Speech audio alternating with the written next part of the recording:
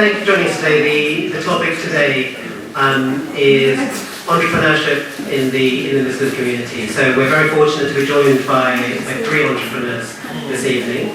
So all the way over to my left, we have Yasmin. So Yasmin started the dry goods store, and she'll tell you more about that. But this is a shop which is in part, and I won't speak for her, but driven by the idea of reducing wastage in retail. Then next we have Shazia, who's the founder of I Eat Food, which produces chilled halal ready meals. And then finally we have Amany, and Amany is the CEO and one of the founders, CEO and one of the co-founders of LaunchGood, which is a crowdfunding platform. So without further ado, I will pass over to Yasmin.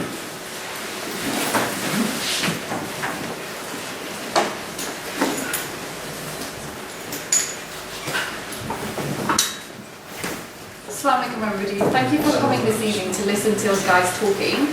Ramiz's invited me as the owner of a small startup that I started about 3 years ago. Microphone. Okay. Sorry. Yeah. 3 years ago, my dad was really annoyed at me, and I think my husband thought I was a bit bonkers. And I think I was really scared out of my wits after investing all of my savings into a business idea that I started. And it was all because I think I followed my dream to start my own business venture. And today I'm going to just share some things that I've learned on my journey of running a small business, and also a few tips on the end about zero waste and what we can all do to implement some small changes. So what did I do in my previous life? I used to be, I followed the typical kind of second generation route of going to school, college, going to university, qualifying as an accountant, and just kind of followed the typical route. And I think there's probably quite a few people in the room who are thinking about starting a business and, you know, sitting in their kind of everyday office thinking, what can I do to escape? And I've just basically put a few tips on the slides about what you can do and how you can kind of maybe think about doing things in your everyday life. So one of the things I thought of was like, you can use your current job as an opportunity to learn skills and create a network that will be useful in your new life when you do escape eventually. And then a lot of times I get asked, why did I start the business? And I think there was always something there for me that I wanted to start my own thing. And one of the things I started doing was reading a blog called Escape the City, and I just started dreaming about what can I do in my life and what is it I really want to do, rather than just going down a route that had kind of been not told to me by my parents, but kind of, yeah, we all get told, you go to university, you get a job where you sit in an office all day, and that's the way it should be. And I found that I felt excited about coffee. But being the accountant that I was, I kind of realised that I couldn't just do coffee on its own because the margins in coffee shops are really tight. So I combined one thing that I loved with one thing that really frustrated me at the time, which was my food waste and packaging waste. We just found that as a couple we were like throwing away food and throwing away packaging, and I was just like really frustrated that there was no way in the supermarket for me to kind of reduce that waste.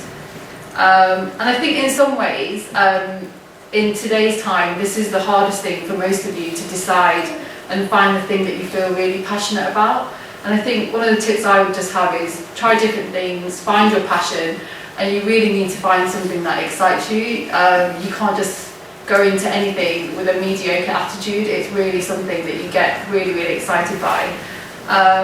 So before I started, I was doing contract work, so I kind of tried different things in between contract jobs. So I got a job as a barista. I trained with some world champions who like coffee champions around the world. And I found that for me was the thing that really excited me. I didn't mind getting up at 6:30, I didn't mind working weekends. And I think that's the thing, you have to find the thing that you get really, really excited by, because when you start your own business, times get tough, and if you're not excited by it, you won't be able to continue with it basically. So yeah, before I started, I saved a lot of money, I did a lot of research, and also one of the other things is that when you're doing the research and maybe you put in an offer for something. So for me, like I had bad news at one time and I was like, oh, whatever. But I think you kind of need to stay positive because some things happen for a reason. So I put an offer in for a business at the time, and at the time I was really upset because it fell through. But then about 3 months later, I realised the guy that was selling the business was selling a contract to me that was part of the business. And it was to service an office block that disappeared in part of a regeneration that happened. So actually it was the right thing that happened for me, but at the time I couldn't understand why it was happening. So yeah, bad news can always end up being good news as well. So I think you just have to stay positive before you actually start. And then when you're actually starting, I think you have to be really happy to jump off a cliff and really enjoy the process, because I think that's the scariest part. I think when you've had a really safe corporate job and you've had a salary paid, I think actually making that leap of faith is like the hardest thing, and you have to have that self-belief that you can actually do it as well. And you have to invest your own money to start the journey, I think, as well. You can't start business ideas with other people's money. I think initially you have to invest your own money and put your money where your mouth is, really. So that's the starting part of it. And then as you go along, I think, so one of the other things, I'm like a small grocery store, so I was thinking about the benefits of being small. So I guess most businesses start off being small. So I think as a small business, you're closer to the people you're targeting, much more so than when you're in your corporate environment where you've got a team of people doing marketing for you, doing the research for you. You can actually talk directly to the people you are targeting as your demographic. So I think talking is a really big, important step actually when you're starting a small business, because without talking to people, you won't know what they want. And it can be quite a hard thing to do, I think, when you're cocooned in an office environment sometimes, and actually you forget that there's humans out there that you can talk to. And then the other thing would be figuring out what you like doing in your own business, because you can't do everything. As much as you think you can do everything, you can't. So you have to figure out what you like doing in your own business and basically figure out the jobs that you can outsource to other people. And I think that's quite a big challenge for small business owners, because I think sometimes you can get a bit carried away thinking you can do everything, but actually you can't. And then another thing I was thinking about was other people's reactions to starting a business. Because I think you get excited by it and you think everyone else will get excited by it, but actually that's not always the case. And I think one of the points I would make is you don't take rejection personal, because you're still your own person, your business is still a business. It's not, you don't become your business in a sense, although sometimes it feels like it does. But, and also you have to create a support network of people who can be your cheerleaders when times are tough. Because I think with any small business there's always going to be lots of tough times. And then for me, my personal reactions was like, my dad was really annoyed because I was going back to being a nation of shopkeepers. He couldn't understand why I would go back to being Mr. Patel's corner shop kind of thing. And I think it took him a while to get used to the idea that I'd gone to university, got educated, and I'd kind of thrown all of that away that kind of he thought was a brilliant thing. And now he's kind of accepted it, but I think at the beginning he was like, oh, why is my daughter doing this? I don't understand. Why would you leave a corporate accounting job to go and open a shop? I don't understand. And then also, like, some friends will be supportive, other friends won't be supportive. And then I think you just have to let go sometimes and not take it so personal.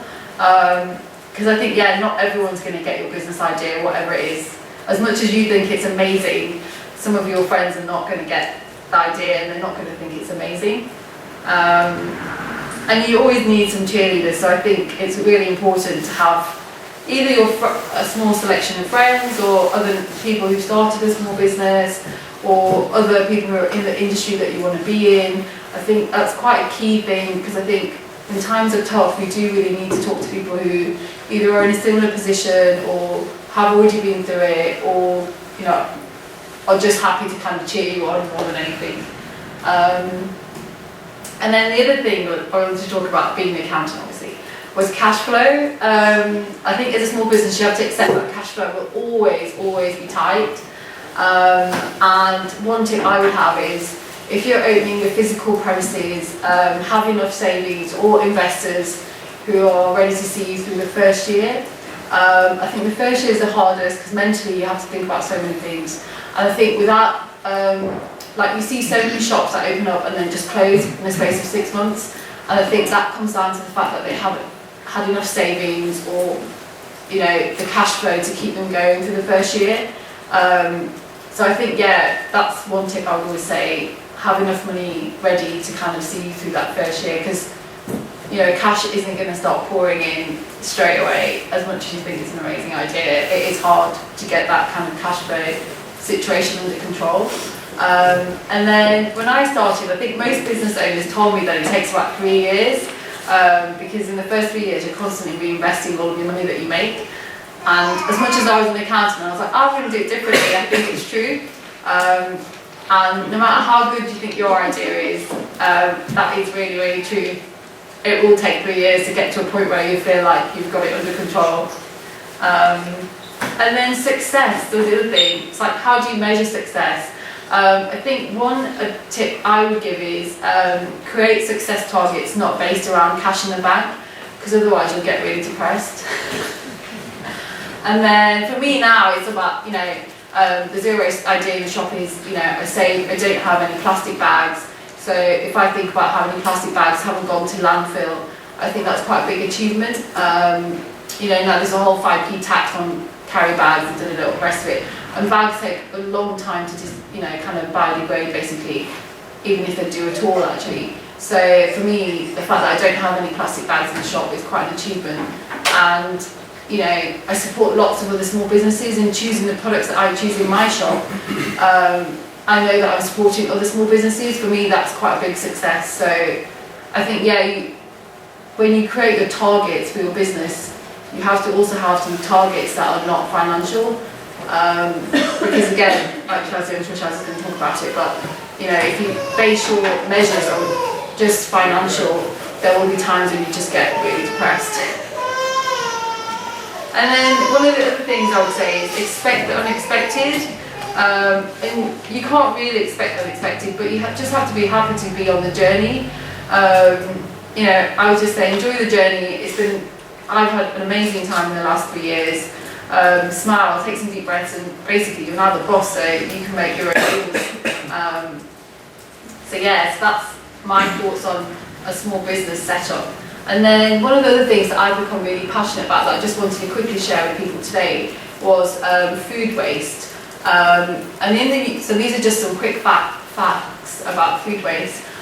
In the UK, households waste about 22% of all the food they buy. And these are old figures as well, it's from 2012, and this has gone up in recent years as well. And Tristan Stewart is a guy who campaigns quite heavily about food waste in the supply chain.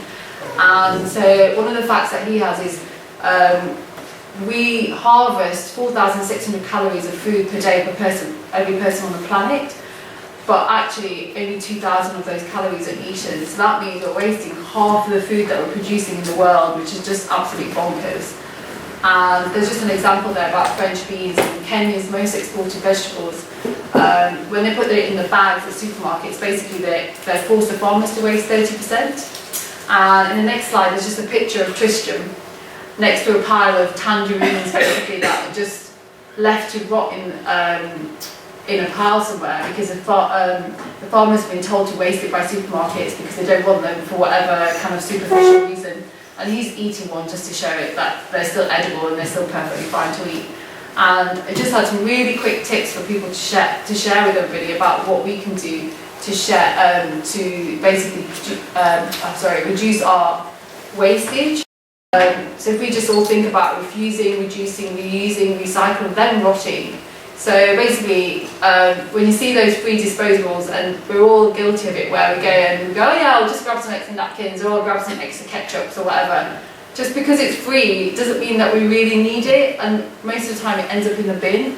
And it's all resources that are being used to create those things. So actually, you know, if we all just stop and think, actually, I don't need those things, I can give it, you know, just say no, refuse it basically at the counter if they're giving it to you. And then the other thing would be reducing our waste. So basically ask to take your restaurant leftovers home. You know, including your bones. Like the other day we made like a bone broth from leftover fish.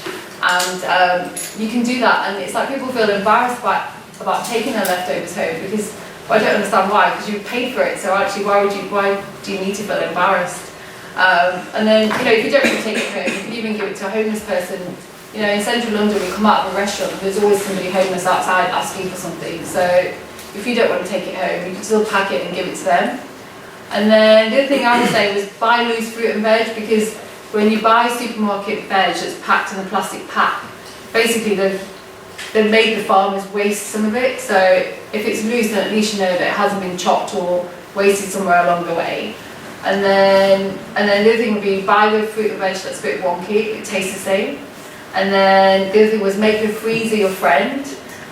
People forget that the freezer's there. You can always put things in the freezer and it'll last a bit longer. And then fruit can be frozen for drinks. And then shop with small suppliers. Try the seasonal fruit and veg box schemes. And there's a really interesting app called Olio. I don't know if anyone else has heard of it. There's two mums that created it, and they created it because they got sick of their food waste. So on the app, you can put, if you're going on holiday, you can just put on there a tub of yogurt, and your neighbour, whoever's looking at the app, can go, oh yeah, there's a tub of yogurt there, I can go and get that. So it's kind of like a nice way that you don't have to waste anything. It's called Olio, it's spelled O-L-I-O. It's free to download. The two women are trying to keep it free. I think they're trying to get sponsors so that they can kind of keep the app going. But if there's enough of you in a neighbourhood, then it's a good way to kind of share food as well. So if you create an extra portion of food, you can put it on there and someone can come and take it from you. And then the other thing is menu planning. I know it sounds really, really boring, and my husband hates doing it, but it's a really easy way to not waste food. And if you do cook up things in batches, you can freeze things or whatever, and that's a good way to save food waste as well. So yeah, so I think that's just me rounded up. And then I just had another thing. He said, I've got a goodie bag here full of organic goods, and whoever follows me or says hi or makes me smile, they can have the goodie bag today. So thank you for listening.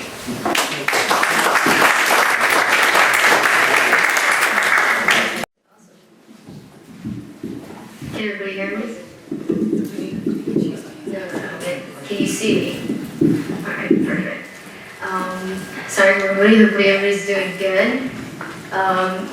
I don't know about you guys, but I can hear them speak for the rest of the evening. I think it takes a certain amount of courage to share, especially if you're in a very vulnerable state, to share that, right? Because I think a lot of times when people talk about their businesses, there's this big, this whole front you have to put, and this perception, but it's really humbling to hear them also talk about the challenges, because it's glamorized a lot, and if you thought that whatever 9 to 5 you're doing, you're going to do less, you're probably going to be doing twice as much as that. So I don't have a fancy presentation, I apologize, it's been on the go, but I'm going to tell you a little bit about my story and my journey, and then I want to share about 3 takeaways. And hopefully end it with a few resources so that you can go on and do some of your own learning. So a little bit about myself. I was born and raised in Detroit, Michigan, as you can tell from the accent. And I'm the co-founder of LaunchGood.com. So LaunchGood is a global niche, or as you say, niche crowdfunding platform for the global Muslim community. And we help everybody from entrepreneurs to charities to artists raise funds for projects they care about. So we've been around for about 2 years, and we've helped raise a little bit over, I want to say 7.8 million for projects across the world, impacting about 50 countries and roughly around 649 projects. And we've worked on a one-on-one basis with every single one of those projects. So how did LaunchGood start and why, right? We get the question of, are you like the Muslim Kickstarter? Are you like a Muslim Just Giving? Are you reinventing the wheel? So I'll tell you about that story, because at the heart of a lot of our stories is a need for something, right? You're solving a problem. And that's essentially what happened in our case. So I actually have a social work background. I don't have a tech background, and I don't have a business background. And I'll talk about that in a second, because I think that's important. And as a youth organizer, as a macro social worker, I was doing a lot of community work. I would use crowdfunding to support a lot of the initiatives I was working on. So if you're familiar with crowdfunding, it's taking a large amount of people to give small amounts online to make something happen. It's not new. You go to the masjid, you see people do it all the time. But technology allows you to take it and put it on a platform. So I didn't have access to donors, and I didn't know the whole grant making system, and I was 17 at the time. So the first time I crowdfunded, I was 17, it was for a youth program. And I had met one of my co-founders, Chris, who had crowdfunded a film on Kickstarter called Bilal Stand. It went to the Sundance Film Festival. And then my third co-founder, Amany Killawi, who's a designer. And so at the time, there was very few Muslims in this space. It was about like 5 to 7 years ago. So you kind of knew what they were talking about. And one of the cool things we realized is we saw the transformative power that crowdfunding had on the mainstream community. So think of smartwatches. How did those start? It's because somebody crowdfunded the Pebble Watch on Kickstarter, right? Think of the fact that 10 to 20% of the films that go to Sundance Film Festival, a popular festival in the US, have been crowdfunded. So we saw the impact on culture, we saw the impact on community, and said, okay, how do we take that back to the Muslim community? There's 1.6 billion Muslims, there's over 400 niche crowdfunding platforms, but very few for the Muslim community. And we said, okay, let's start LaunchGood with that in mind. So we really built something for our own needs as organizers. And so it's been a fascinating journey there because every time we help a project do well, it sets a precedent for the community internally. So the first project actually was the first Muslim women's workout DVD. If you guys are familiar with Naduna or Nadine, that was our first project. More recently, we had the first Australian hijabi ballerina. And so there's examples like that. And then there's also the fact that people in the US didn't think they could crowdfund their Islamic education. But we helped one person go to Bayna. We had this famous project where if you supported her campaign, she'd write your favorite verse in calligraphy, right? So very creative ways of doing sort of traditional things. And so that really became the norm. So we saw that potential. And then externally, every project that would do well basically tells a story of who Muslims are. So in the US, we have a horrible problem of racism, right? And so when a bunch of Muslims got together and raised funds for black churches that were burned down in the South, and CNN covered that told the story of who Muslims are. When San Bernardino happened and a bunch of Muslims got together and raised over 200,000, that told the story, again, through that collective power. So I think it's been exciting to be at the front of this because you see this ecosystem really emerge in the Muslim community. So long story short, when I was asked to talk about some lessons, I was reflecting on this journey of 2.5 years, and I wanted to focus more about the mindset because I really believe that you can learn about the technical stuff, you can learn about cash flow, you can learn about marketing, all of that is now accessible. Like you almost have no excuse with the internet and with the resources out there. So there's 3 takeaways.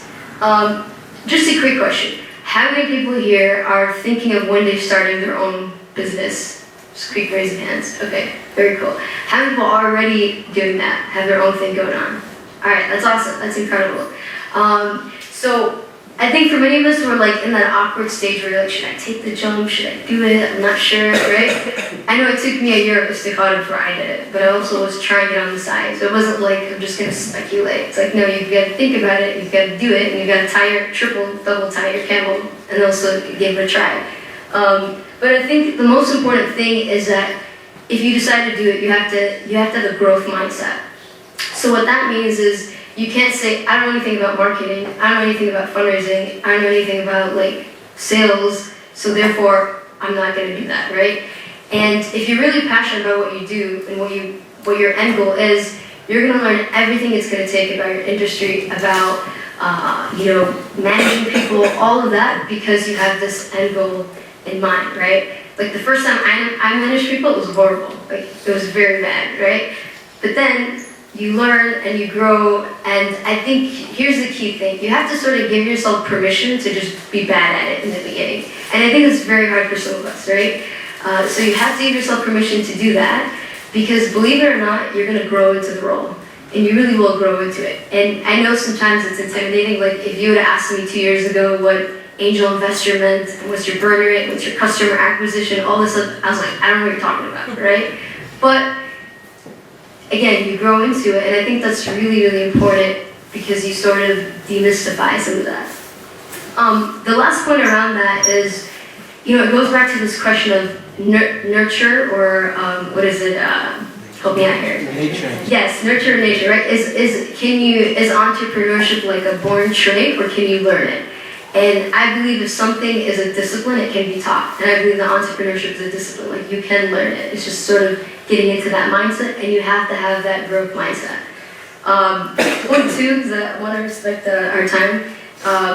So a lot of times when you're in a, people say, okay, if you're in a niche space, right?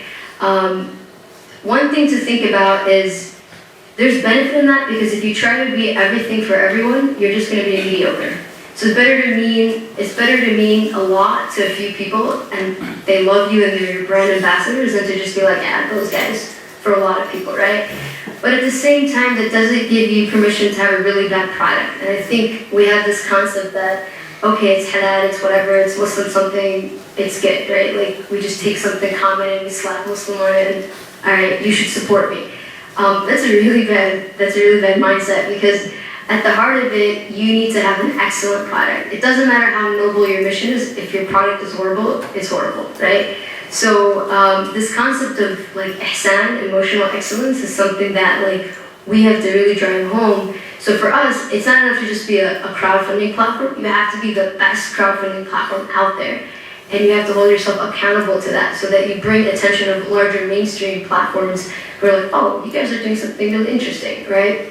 So for example, our success rate for projects is 50%. The industry standard is 10%. So it's really important to set the tone and take the lead with whatever space you're in, try to be the best at it. And we do this in our careers, right? We do that in our professions, so let's take that same mentality to our startups. The third piece is that culture. Okay, so culture is like this sort of soft thing that we don't really know, like, what does that mean, right? And when you become the founder of whatever you're doing, the culture is so contagious, it's scary. So you literally like are the company, or you and your founders, and it's like this DNA just like is throughout the company. So whatever you are as a person, the good, the bad, the ugly, it's all like there's this ripple effect. And so you have to be really cognizant of that, because it can have some bad ramifications, or it can have some good, there could be some good that comes out of that. So you need to be the best at what you do, and you need to really invest in yourself, because we've all sort of seen toxic environments, and a lot of times good ideas fall apart because the culture is just, it's not great. It's not a great place to work at, people aren't interested. So I'll give you an example. Our whole team works remotely for the most part, which is very radical in some cases. It's like, how do you guys operate? We also have things like, we don't have this policy where you only get certain days off. It's based on trust. You just had a baby? Okay, great. It's this trust relationship. Or you need to do i'tikaf, or you've got exams. There's a sort of culture of trust. So I can't stress that, because it's easy to fix it in the beginning, but once you get bigger and bigger, like I said, it's a ripple effect that goes on. I want to end with just a few resources to sort of summarize three things. So we talked about having a growth mindset. So on an individual level, on a customer level, building the best product out there and having that excellence. And then on a sort of team level, is really building this amazing culture where people want to come to work. And so the last few resources I want to end with is, there's about like 4 or 5 things that helped me get into this mindset, coming from a social work background, because you want to take, in my opinion, the best of the social work world with its ethics and values and principles that mirror the Islamic tradition, and the best of the business world with its focus on sustainability, and sort of merge them together. And so some of those components sort of come here. There's something called How to Start a Startup from Y Combinator. It's a popular incubator, not even incubator, it's an accelerator program in the US, and they have free classes, like 12 of them. Amazing, really fun to watch. You can find them on YouTube. There's some cussing involved, so just watch out if you have kids. But for the most part, it's really good. 2, there's a book called Rework. And this is important because people talk about grandiose plans and products, but nobody wants to talk about process. And process is the bread and butter of what you do, and it's usually not the most exciting thing, like running a meeting. Who wants to talk about that? But that's how you get work done. So Rework by 37 Signals is a really good book. I've been able to attend their workshops. 3, Good to Great is a very popular book. It talks about the heart of investing in smart people.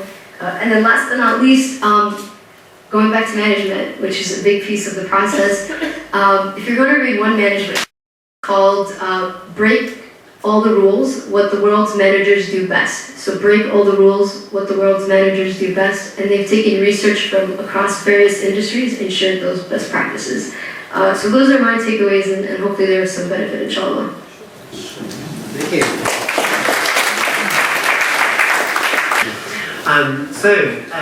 If you could just raise your hand if you have a question, and if you could try and please just keep your questions reasonably brief so we have time for everyone, and make sure they are a question.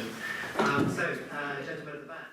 The third speaker, if you're doing crowdfunding but you have a fear of parts of the business going wrong, and then you might feel quite guilty that you're losing money for people, how do you overcome those kind of fears?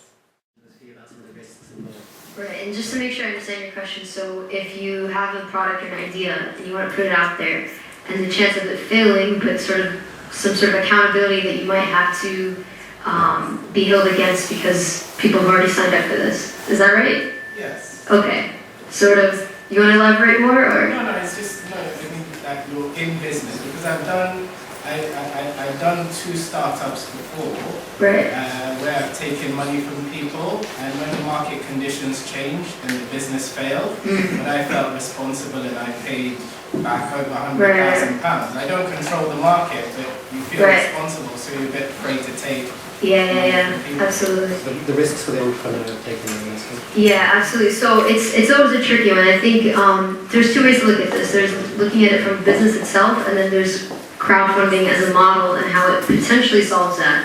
So from the business itself, I think it's really tricky to find investors who really are aligned with your values and who understand that maybe their return on investment is not going to come back in a year or 2, maybe 5, maybe 10. So I think that's the first part of it is, there's a risk for them too, and some of us might have had fallout with our investors because the values just don't align.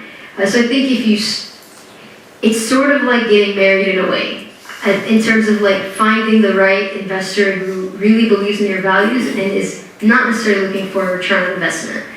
So part of that, I think, is that relationship. When it comes to crowdfunding, there's a model called all or nothing. It's sort of the Kickstarter model where, for example, you have an idea, you have a product, and only if enough people pledge support and they reach the goal, then people's credit cards are charged. What's nice about this model is it's a very risk-free way to test an idea. So you're launching an app or you're in publishing, right? And only if you have enough orders, right? Like you need, let's say, $20,000 worth of orders to make it happen, can you actually, launch this product? What's cool about that is that even if you get 10,000 and you don't hit your goal, you're not responsible for the people who've already pledged that 10,000 because their credit cards weren't charged. But if you do hit your goal, you can actually make it happen. So what's great about crowdfunding in that sense is that it's really decentralized. That you don't have to now depend on 1 or 2 investors or a bank to give you funds.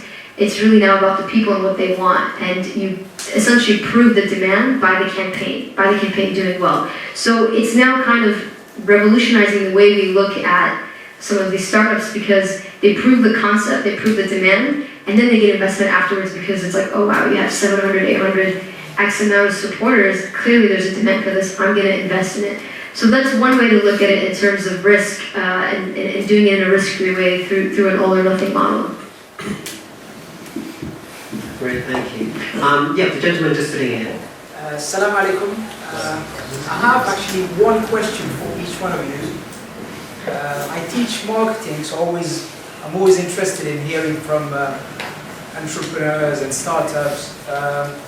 My first question is for the lady from the dry goods store. Yeah. Yes, I mean, you struck me as a business person with sort of no business objectives. It sounded as if you only had social objectives. So my question to you is actually, do you have any financial or corporate objectives? I mean, coming from an accountancy financial background. So that's my question to you. Detroit.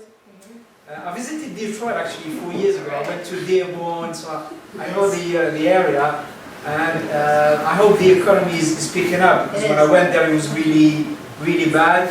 But my question to you is, do you think there is any potential for crowdfunding outside the community, outside the Muslim community, or do you have metrics telling you, what percentage of our supporters are from the Ummah, the community or not?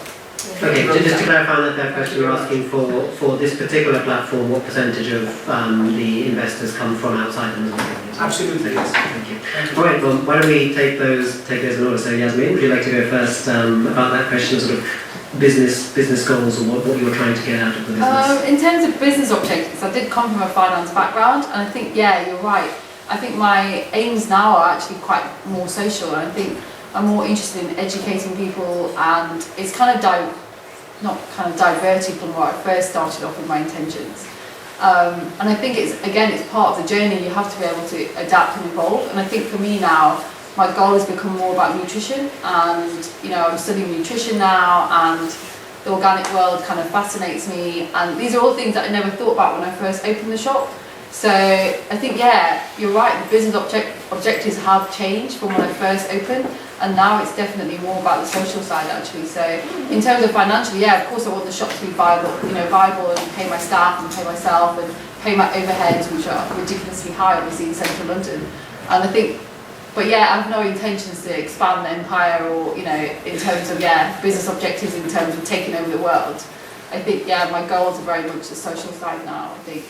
And educating people as well. So yeah. Great, thank you. And then the final question for Amany was about the percentage of funding coming from non-Muslims. I think it was from Muslims, Or, right? well, same thing, right? Okay, well, I'll answer both, no worries. So, what's fascinating about crowdfunding is that it's really happened within the last 5 years. The last 5 years it's been a $10 billion industry, and that's just old data from like a year or two ago. Then you look at the developing world, 100 billion, and the fact that people are now going to have access to this on their phones. So there's so much potential there, but what's fascinating is that it tends to be predominantly sort of this white phenomena, and you're talking about mostly Western countries. So, when you think about what we call sort of the gummies, the global urban educated, English-speaking Muslims, there's about 170 million of them. And they live in Western countries. And so for us, as a niche-based crowdfunding platform, most of our support has been from the Muslim community because that's who our market is. Although we do have supporters who aren't Muslim. They just write us messages all the time of like, oh, this is amazing, didn't think this was possible. And if you think about some of the projects they see, like, you talk about stereotypes being like a box. You go to the site and you're like, what? Like, what's going on here? You've got like this lady going to the Olympics and this person here launching an app and this person that. So it really changes some of those narratives. But there's also a differentiation between what we do and what we call equity crowdfunding, which I'm not sure if you're alluding to that, but equity crowdfunding is where when I support you, I'm getting a piece of your company. And that's sort of the next version of crowdfunding, and it's really grown. There's a lot of red tape around it right now, even in the States. Each state has their own regulations.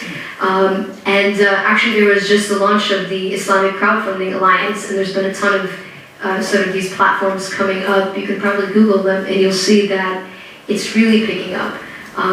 But that's kind of a different ballpark and a different industry on its own. But in the mainstream community, we've had to do a lot of education around crowdfunding, especially for any time you're the first person in a certain space, you've got to do that education. And so it's exciting to see how it will pick up, I think, both globally and then in the sort of developing world. Okay, yes, gentleman at the front. Two questions, if I may, and it's for everyone. First one was, what were the major Islamophobia or racism that each of you faced during the actual thing? I know, obviously, it's the end is great, but I'm guessing there may have been something that stands out in your mind that, as people think about startups, that they need to think about may come along the way. And the second question is a bit less highbrow than some of the other questions, but who are the role models that you actually had in terms of a Muslim and a non-Muslim entrepreneurial business? Because obviously there's a city circle, people are actually having problems with ethical dilemmas working in the city to begin with and coming to these sort of events. So for these sort of people and that sort of crowd, what were the sort of people that stood out in terms of the Muslim and non-Muslim entrepreneurial business that you thought actually these are the values I want to emulate? Okay, great, thank you. Well, there's an interesting assumption in that first question that everyone did face Islamophobia starting their business. But let's see what the speakers have to say. So, Amany, do you want to go first? I'm trying to think regarding the first question around Islamophobia. Some projects, yes, like there was a mosque that was being built in sort of a northern part of Michigan called Big Rapids, which was, there weren't many Muslims, and we boosted, the project and then started to see all these comments. But, in the US, our case with Islamophobia is certainly manufactured based on elections. So when elections happen, it's coming. Like we all know it's coming, right? Whereas I'm learning here in the UK, it's sort of more institutionalized. So our challenge is a bit different in that it's happening more around elections versus around set campaigns, with the exception of a few cases where, okay, there's a mosque opening in town, people start to have issues with that, but not largely as a platform. And I'm actually, give it another 6 months and something will probably happen, like it's bound to happen.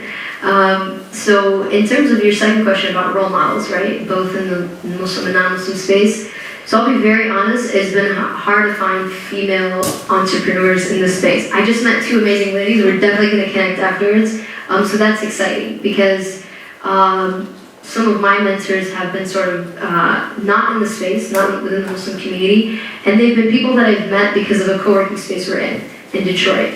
And their philosophy is around what they call the triple bottom line, so people, profit, planet. And that's been great for us because we're incubated in that space and we want to take that back. And so Bob Wines, these names are not popular, you're not going to know them, but they've had an incredible impact on us. Tom, and I think it's important because you can take wisdom wherever you find it.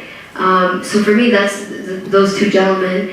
And then the second component from, in terms of books I've read, some of the resources I mentioned, I really like 37 Signals and their philosophy on business. It's very refreshing, the way they think about it.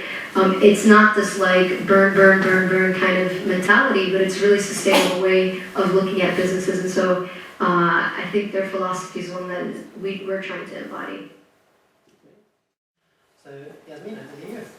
I'm just trying to think about the Islamophobia thing. I don't think I've had any in the industry that I'm in. It doesn't really, I don't think it's happened to me. I think the only Islamophobic thing that probably ever hear is customer comments while they're in the shop drinking coffee and they're talking to each other or something, and they might make some comments about something that's going on in the news, but I don't think there's been anything aimed at me. And then in terms of role models, I think I've just gone back to my Patel roots really, of going back to opening a corner shop, I guess.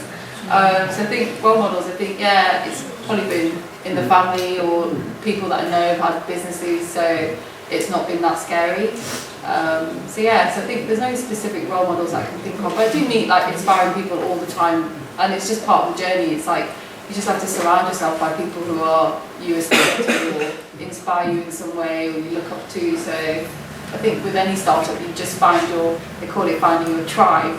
You find your tribe and you kind of just go with them, I guess. So. Fantastic, thank you. So in the interest of time, we're not going to take any more questions from the floor, but you're welcome to come up and talk to the speakers individually.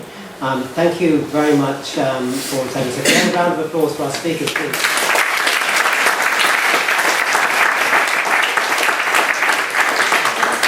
So just a couple of quick announcements. So first of all, we are always looking for volunteers to help with our various CC projects. I should mention that Yasmin was a teacher at the City Circle Saturday School. Obviously it's been character building experience to serve her well, I'm sure. But if you are interested in teaching, you don't need to have any experience of teaching professionally. There is a sign-up sheet at the back, and you can also get involved in our other projects. For example, we have a homeless feeding project that runs on Sundays as well. Secondly, we have a City Circle dinner next Friday. You can buy tickets for that online.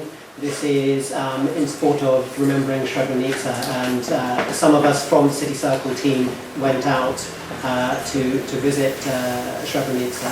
So you can hear more about that there. Today is the last day for early bird ticket prices, so if you want to get your tickets slightly cheaper, you can book them today, but please do book before Friday. And then finally, there's a Muslim lifestyle show that's taking place. This is on the 30th of April, 1st of May. City Circle are going to have a stand there, so please come along and say hello. I think tickets for the show for the expo are £10, but we do have a discount code, which I think remains. I assume we can post this on the Facebook page, for example, on the website, which will let you get discounted tickets. And then last of all, it does cost us money to use this facility to hold these talks every week. There's a box in the back. If you're able to contribute something, that helps us make sure that these talks, by and large, remain free. Thank you very much for your time.